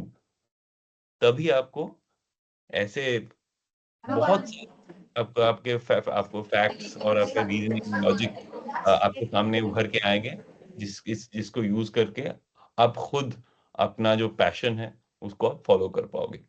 इसी के साथ मैं ये सेशन यहाँ पे समाप्त कर रहा हूँ। सुभाष सर, आप कुछ पूछ रहे थे क्या? हाँ, नाइस सेशन, दोनों भी सेशन बहुत अच्छे हुए। इस सेशन की सबसे इम्पोर्टेंट बात मुझे ये लगी कि आपने कहा कि हमारा इंडिया का एयर ट्रैफिक कितना है, तो वो लगभग मुझे तो कम लग रहा था, ठीक है, फिर भी 3 से 4% तक है। अभी ये 3 से 4% लोग कौन है? अगर हम इसको एनालाइज करने जाए तो ये मेट्रो सिटीज और सिटीज में रहने वाले लोग हैं, हमारे ये विलेज में रहने वाले लोग नहीं है, तालुका में रहने वाले लोग नहीं है। जी तो जी। हमारा जो इस साल का कैलेंडर का थीम ये है कि हम लोग ये सब टेक्नोलॉजी, श्यामला दीदी भी है, मोहन सर भी है, हम ये सब टेक्नोलॉजी जो है, जो हाईएस्ट टेक्नोलॉजी आज के टाइम में गिनी जा रही है, उस टेक्नोलॉजी को हमारी कोशिश है कि हम लोग विलेज तक लेके जाए। अभी देखिए ना, आप अभी जो काम कर रहे हो वो बहुत ही क्या बोल सकता है, हाई टाइप का ये है। जो एरोप्लेन इंजीनियरिंग में काम कर सकते हैं वो आप भी काम कर सकते हैं, अपने रॉकेट्स के लिए भी किया है, अपने स्पेसशिप के लिए भी किया है। तो इसके लिए प्लेटफॉर्म है कि आपके जैसे योग्य लोग आए, एजुकेटेड लोग आए, एक्सपीरियंस लोग आए और हमारे विलेज तक ये टेक्नोलॉजी लेके जाने की कोशिश करें। मैं इतना कहना पाऊंगा, जो हम लोग एवरी ईयर अपना एक कैलेंडर हम पब्लिश करते हैं, दैट इज जो शाश्वत कैलेंडर, जी उसका बेस है थाने डिस्ट्रिक्ट की कला, art of the Thane district. ये बच्चे मैं तो थाने शो कर डिस्ट्रिक्ट से, सकता है, मैं ऑनलाइन शो हाँ, कर वो दिखा सकता है। दे। ये पीपीटी आप ये कर लीजिए, लाइक वो आपको पीपीटी। थोड़ा सा दिखा देते हैं। हमने टेक्नोलॉजी को कोशिश की है कि बच्चों के थ्रू उसके ऊपर कुछ चित्र निकले, मतलब विलेज का बेस है, उसमें हम कुछ कर पाते हैं क्या। तो आपको वो श्यामला दीदी भी 12 के 12 ही दिखाएंगे। आपने कहा था ना कि गांव में होना चाहिए अपना आगे का एयरपोर्ट, तो वो इस टाइम की थीम है हमारी। वो गांव के एक छोटे से घर में वो बनाया गया है। रॉकेट कहाँ है तो स्कूल के आगे वो हमने बनाने की कोशिश की है, दिखाने की कोशिश की है।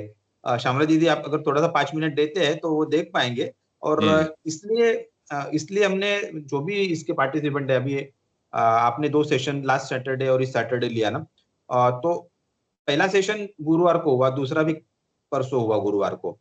तो मुंबई का एक कॉलेज है, KJ Somaiya college of engineering, जी जी जी। तो उनका खुद का सैटेलाइट है अभी स्पेस में। हमारे इंडिया में केवल और केवल 2 ही कॉलेजेस के सैटेलाइट्स है, Kerala women's college of engineering और दूसरा है सोमैया कॉलेज ऑफ इंजीनियरिंग। इनके दोनों कॉलेजेस के सैटेलाइट इसरो ने छोड़े गए हैं और अभी सोमैया उसमें बहुत आगे बढ़ रहा है। उन्होंने खुद के सैटेलाइट्स का मतलब सीरीज बना लिया है। अभी वो लोग एआई छोड़ रहे ऊपर, एआई सैटेलाइट्स। तो उसका वो हो सकता है ये मंथ एंड में भी ये होए। तो उसके जो हेड है डॉक्टर उमेश शिंदे, उन्होंने बच्चों के लिए सेशन लिए थे कि सैटेलाइट हम कैसे बनाते हैं, क्या उन्होंने कैसे उनके स्कूल में या कॉलेज में उनके कैसे थॉट आया, क्यों अभी तक तो कुछ नहीं था ऐसा ना, ऐसे सोचा नहीं था। तो उन्होंने 2 सेशन लिए और सैटेलाइट भेजने के लिए जो मिस्टर रोहित बोकड़े वो अभी गूगल में है, तो वो भी आए थे लास्ट सेशन में। उन्होंने भी थोड़ा सा पार्टिसिपेट करके बोला कि हमने क्यों सैटेलाइट बनाने का सोचा और सैटेलाइट बनाने के लिए बेसिक क्वालिफिकेशन क्या होना चाहिए, वो भी बातें शेयर की। तो रॉकेट का क्वेश्चन जो है वो रिलेटेड है और सेकंड सेशन आपका एरोनॉटिकल इंजीनियरिंग का, we are very glad to discuss with you. Shyamala दीदी पिक्चर्स भी दिखाएंगे और जमे तो थोड़ा सा वीडियो भी दिखा पाएंगे श्यामला दीदी, तो अच्छा है। ये अगर हम लोग देखेंगे तो थाने कैसा है ना, हिली रीजन ज्यादा है, ड्राई रीजन ज्यादा है, वहां पे फॉरेस्ट ज्यादा है। बच्चों के लिए के लिए भी कभी कभी दूसरे तीसरे गांव से विलेजेस में से आना पड़ता है। और कभी कभी कुछ बच्चे ऐसे भी है कि बहुत ही प्रतिकूल परिस्थिति में मतलब एडवर्स कंडीशन में भी आते हैं स्कूल में। हेवी रेन में आते हैं, हेवी ड्रॉट में आते हैं, हेवी समर सीजन में भी आना पड़ता है उनको, लेकिन चालू है। ये अपना शिप का मरीन का भी हमारा सेशन है एक, तो मिस्टर राजू सर वॉरियर वो लेंगे, उनकी खुद की शिपिंग कंपनी है। तो हमने उसमें भी यही सोचा था कि विलेज से करो जो भी कुछ करना है, so that cost will be reduce और हमारे लोकलाइट्स को उसमें जॉब मिलने की अपॉर्चुनिटी ज्यादा हो सकती है। आज जॉब क्रिएशन ओनली सिटीज में हो रहा है, हम लोग विलेज की तरफ देखते तो ओनली एग्रीकल्चर की बात सोचते, उससे ज्यादा हम नहीं सोचते उसमें कुछ भी। एक ओवरऑल थॉट है, इसके लिए माइग्रेशन बहुत जोरदार हो रहा है, सिटीज की तरफ माइग्रेशन हो रहा है। और यहाँ विलेज के लोग जब आते हैं, अगर उनके पास लो एजुकेशन है तो झोपड़े में रहना पड़ता है उनको। मतलब उनका लाइफ जो एक कभी एक किंग का लाइफ जी रहा है, वो आदमी यहाँ आके पुअर लाइफ जीना शुरू करता है। तो हमारा थॉट प्रोसेस ही वो है कि ये टेक्नोलॉजी वहां जानी चाहिए, तो वहां का एम्पावरमेंट होना शुरू हो जाएगा। ये हमने सोचा था। ये देखो एक छोटा सा घर है, अभी मेरे से ज्यादा आप जानते हैं इसमें, तो ये ये बहुत ही छोटा ड्राइंग प्रयास है स्टूडेंट ने कि किया है। बच्चों के मन में जाए ये चीजें। हाँ चावला जी, अगर वीडियो यस। होगा तो वीडियो अगर एक छोटा सा प्ले करेंगे और रॉकेट का, हम लोग बच्चों के मन में, आपने जैसे कहा ना, just ask the questions, why why, कितना भी फुलिश क्वेश्चन होने दो लेकिन पूछो। ये रॉकेट का पिक्चर। अप्रैल महीने में है। हमने बच्चों के साथ कंप्यूटर पे काम करना शुरू किया पहले तो, विलेज से ये कोई उनको गाँव, हाँ ऑनलाइन एजुकेशन, ये सब हमारे शाश्वत टॉक का थीम उनको दिया, उसमें ड्राइंग्स बनाया।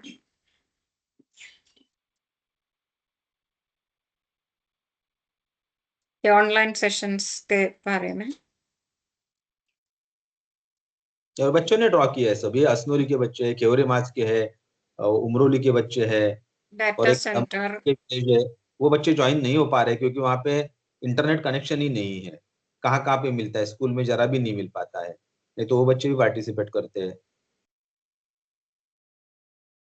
ये वारली आर्ट में कन्वर्ट किया है जो भी है। ये नैनो टेक्नोलॉजी है, इसमें भी एक सेशन होने वाला है। तो वो सब टॉपिक इनको पहले से ही थोड़ा सा आइडिया आने के लिए हमने उसको ड्राइंग में थीम दिया था। तो जो भी सेशंस हो रहा है उसका इधर ड्राइंग्स है। क्लीन एनर्जी का कहा ना आपने, तो क्लीन ग्रीन हाँ, एनर्जी, वो भी हम कोशिश कर रहे हैं कि बच्चे ये इसको ये पर्टिकुलर। उन्होंने ऑनलाइन कैनवा ऐप सीख रहा है उसके बारे में, जो डिजाइनिंग सब। ये रिन्यूएबल एनर्जी,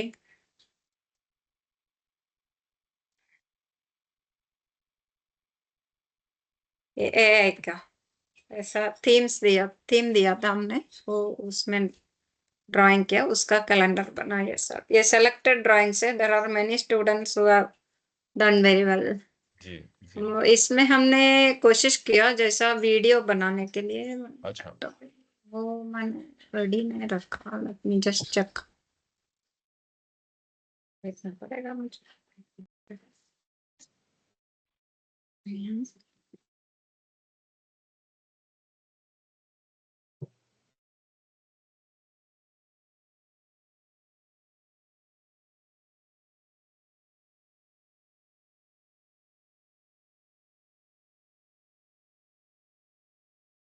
कौन सा वाला मूवी दिखाना? कोई एक दो दिखाते हैं, because already it is 11:30, school को ये करना पड़ेगा। कौन सा वाला दिखाना बताओ।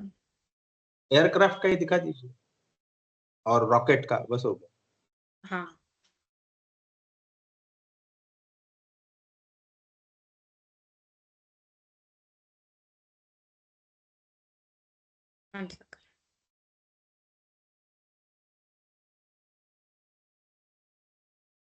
ये मेरे पास अभी जो है वो दिखाती हूँ, बिकॉज मुझे ढूंढना मुश्किल है। ये ट्राई किया था, ये ड्राइंग को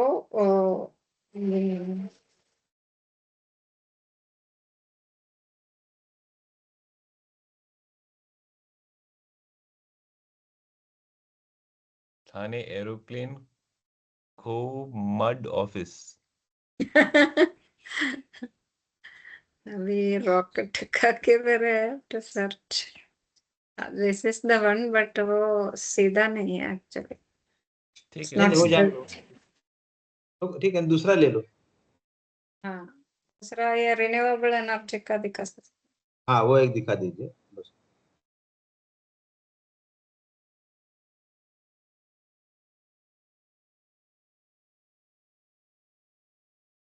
वाह,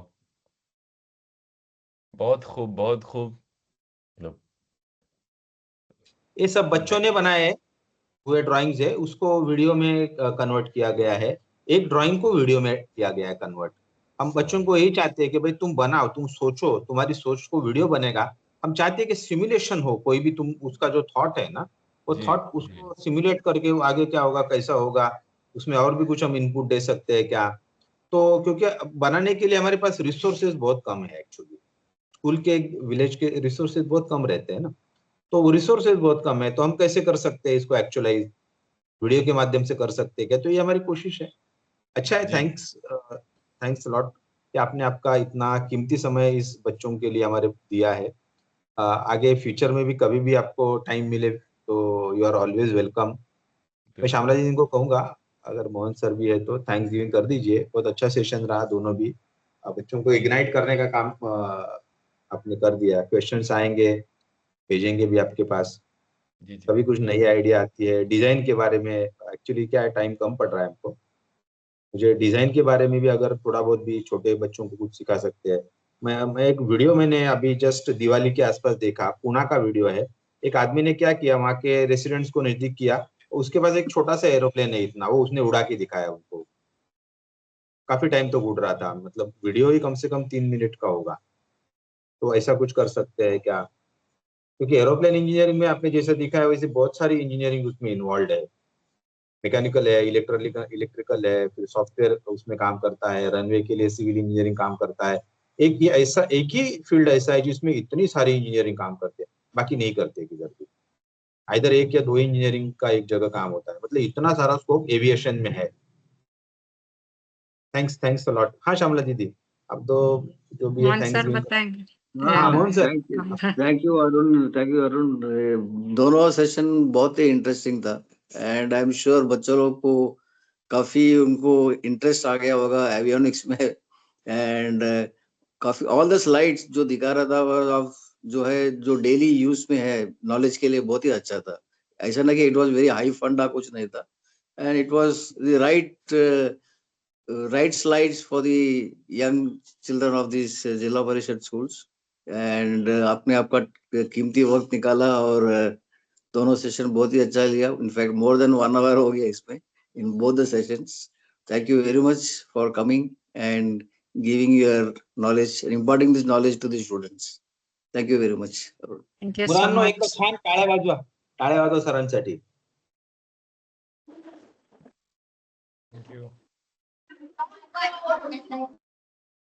thank you sir. Thank you. कैमरे स्टूडेंट्स कुछ बताना है? तुम लोग दिखता नहीं. व्हिडिओ ऑन करा एकदा. वीडियो आणि एक छान. प्रॉब्लम है वीडियो का, इसके लिए वीडियो सर चलता नहीं है. ठीक है, कोई बात. Okay, ठीक है. No, लेट हो जाएगा. Right then. Okay. Thank you. Thank you. Thank you. Thank you so much. Thank you, Arav.